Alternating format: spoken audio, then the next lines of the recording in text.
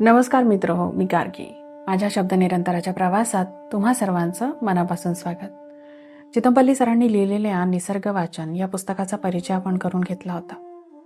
त्या पुस्तकामध्ये निसर्गाची वेगवेगळी गुपितं, पक्ष्यांची, प्राण्यांची रहस्य सरांनी खूप सहजपणे उलगडून सांगितले आहेत.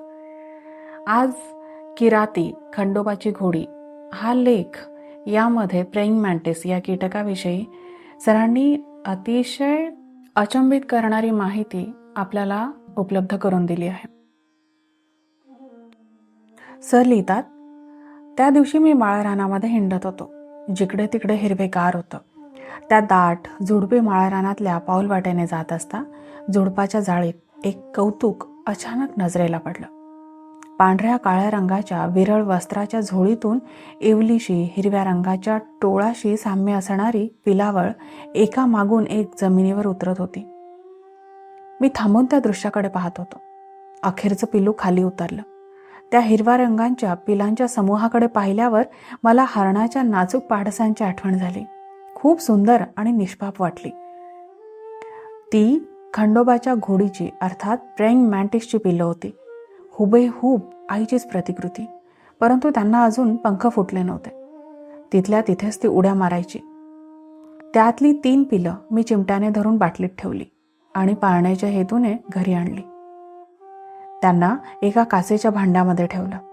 वनस्पतींच्या पानांवर अथवा गवतावर जगणारी ती शाकाहारी पिलं नव्हती. ती अगदी अस्सल मांसाहारी होती. त्यांना रोज लहान टोळ, अळ्या, पंखांचे कीटक खाण्यासाठी लागत. ते शोधून आणायचे व त्यांना रोज भरवण्याचे काम आमची मुलगी छाया करी. त्यावेळी ती 4थ्या वर्गामध्ये शिकत होती. कीटकांच्या जगाविषयी तिला कुतूहल वाटे. तिला मिळालेले हे आवडते काम ती नियमित करी. पिलं दिवसेंदिवस झपाट्याने वाढू लागली. ती मोठी खादाड होती. एक क्षणभरही ती शांत राहायची नाहीत. एके दिवशी चारा घालायला बराच वेळ लागला तर त्यातल्या एकाने आपल्या 2 भावंडांना खाऊन टाकले. त्याचे ते कृत्य पाहून मला सुलतानी अंमलाची आठवण झाली. त्यावरून मी अंदाज काढला की ती कदाचित मादी असावी. तिच्याकडे पाहून मला बाणभट्टाच्या कादंबरीतील अरण्यातून जाणारे व वाटेत जे काही दिसेल त्याचा फडशा पाडणारे किरातांचे टोळके आठवले. ही मादी म्हणून मी तिचे नाव किराती ठेवले. लहान डोके, चेहऱ्यावरील बटबटीत डोळे, छातीखाली करवतीसारखे 2 हात, तोंड आभाळाकडे केलेले. ते हात फुलीप्रमाणे छातीवर विसावलेले. ती प्रार्थना करीत आहे असे वाटवणारे, परंतु कोणत्याही क्षणी ते हात समोर येणाऱ्या सावजाचा क्रूरपणे घास घेण्यासाठी तयार असत. एकदा का सावज तिच्या पोलादी पकडीमध्ये सापडले की पुन्हा त्याची मृत्यूशिवाय सुटका नाही. तिची नजरही मोठी बारीक असते. ती आपले डोके इकडून तिकडे वळवू शकते. जर ती गोंधळात पडली तर एकीकडे तोंड वळवून रानवट डोळ्यांनी तुमच्याकडे पाहत राहील.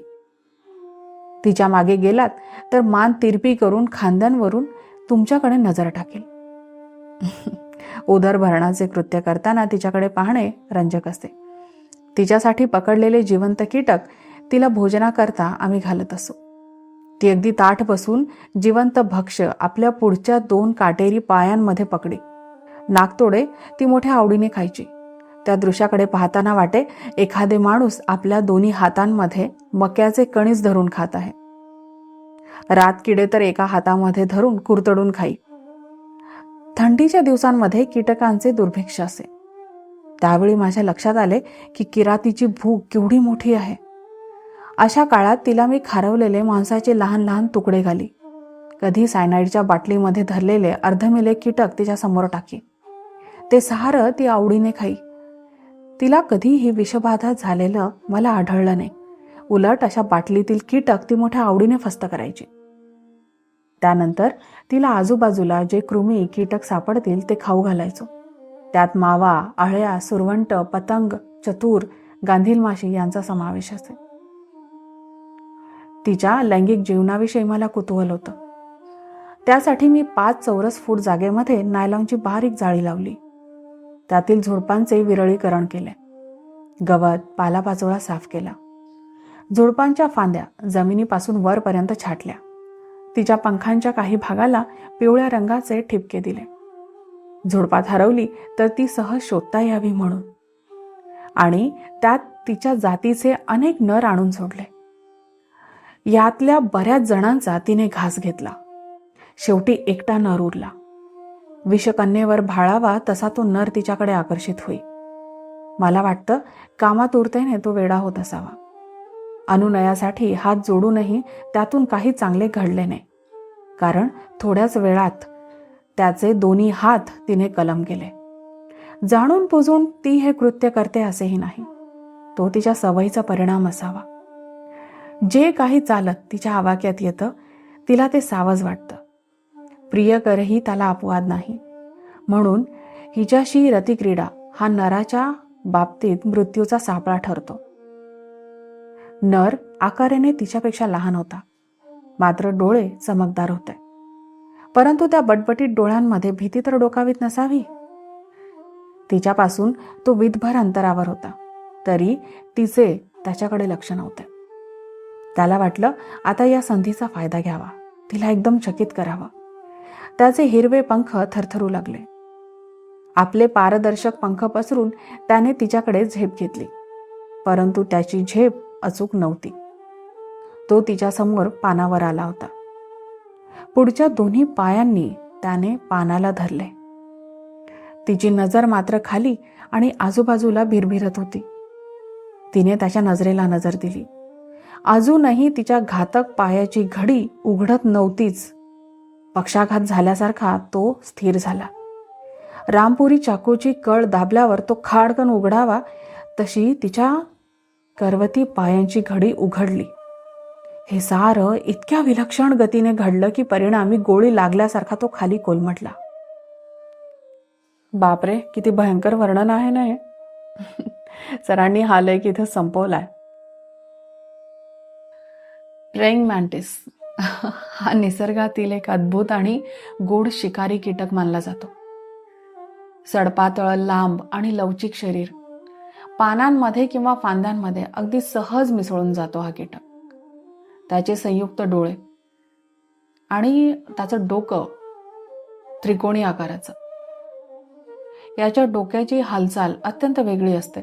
जवळपास 180 अंशापर्यंत तो डोकं फिरवू शकतो, जे की कीटक जगतामध्ये खूप दुर्मिळ आहे. त्याचे पुढचे पाय हे त्याचे शक्तिशाली शस्त्र असून ते काटेरी आणि वक्र असतात. शिकार जवळ येताच तो क्षणार्धात झडप घालून तिला पकडतो. 0.03 सेकंद एवढ्या वेगाने. हा कीटक अत्यंत संयमी आणि शांत स्वभावाचा शिकारी आहे. तासनतास एकाच जागी न हलता तो बसू शकतो आणि योग्य क्षणाची वाट पाहतो. काही प्रजाती तर अक्षरशः फुलांसारख्या दिसतात. त्यामुळे कीटक स्वतःहून त्याच्या जवळ येतात आणि मग तो सहज त्यांना पकडू शकतो. यांचं जीवनचक्रही रोचक आहे. सेक्शुअल कॅनिबॅलिझम म्हणजे यांच्या वर्तनातील सर्वात चर्चित बाब, अर्थात मादी रतिक्रियेनंतर नराला खाते.